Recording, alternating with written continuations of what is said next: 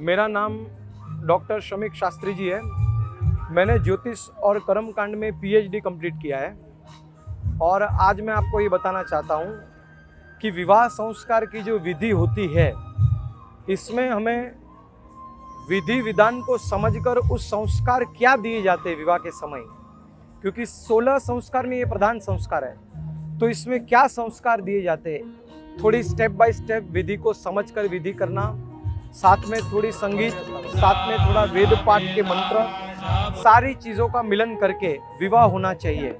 स्वयं सुकृतिनां भवनेष्वलक्ष्मी पापात्मनां हृदयां हृदयेषु बुद्धि येषां हृदये स्थितो भगवान् मंगलाय तनो हरि।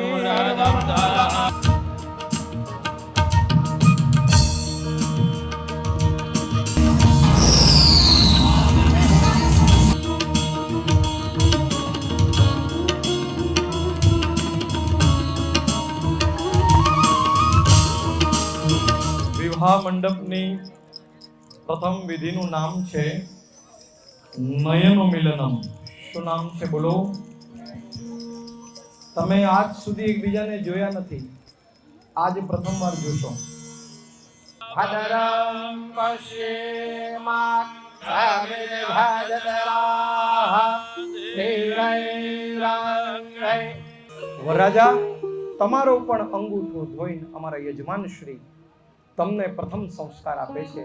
इस मंडप के अंदर आप दोनों क्षमा को धारण करेंगे।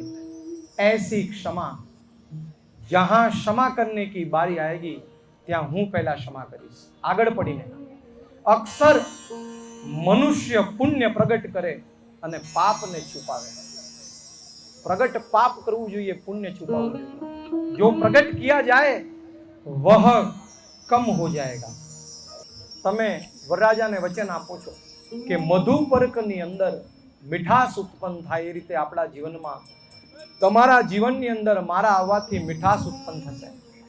હું તમારા વિચારોની અંદર, સંસ્કારની અંદર મિલિત થઈ જઈશ। ન ભૂલાય, હું તમને વચન આપું છું, શરીરથી શરીરનો મિલન એ વિવાહ નથી, આત્માથી આત્માનો મિલન એ વિવાહ છે।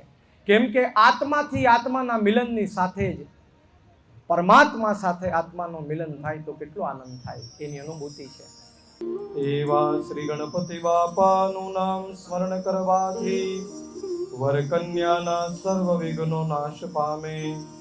જેમ સૂર્યનો ઉદય થાય અને પૃથ્વીનો અંધકાર નાશ પામે, તેમ ગણપતિ બાપાનું નામ સ્મરણ કરવાથી वर कन्याना सर्व विघ्नो नाश पामे।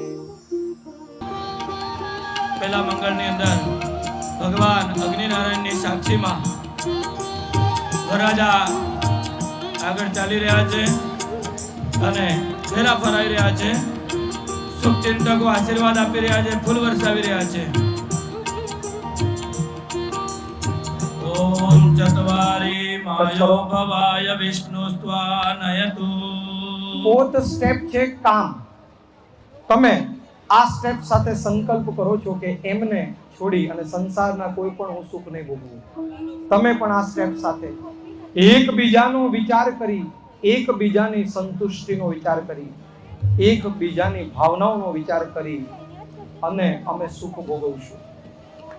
જે 7 ડગલા મેં ભર્યા છે ધર્મ, અર્થ, કામ અને મોક્ષના, એ प्रतिदिन માણસ સવારે ઉઠે એટલે ધર્મ કરે, પછી અર્થ કમાવા માટે નીકળે, પછી સુખને ભોગવે, કામ, અને છેલ્લે મુક્ત સુઈ જાય। બરાબર? 7 સ્ટેપ લઈ લ્યો। ઓમ સખે સપ્તપદા ભવ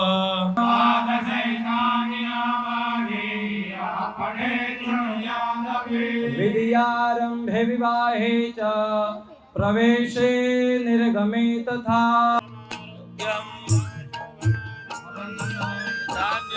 हम इस परंपरा को बचा कर भी रख सकते हैं और जो भी नए जीवन के अंदर प्रवेश करेंगे उसका दाम्पत्य जीवन सुखमय व्यतीत होना चाहिए, मंत्र के माध्यम से और संस्कार विधि के माध्यम से।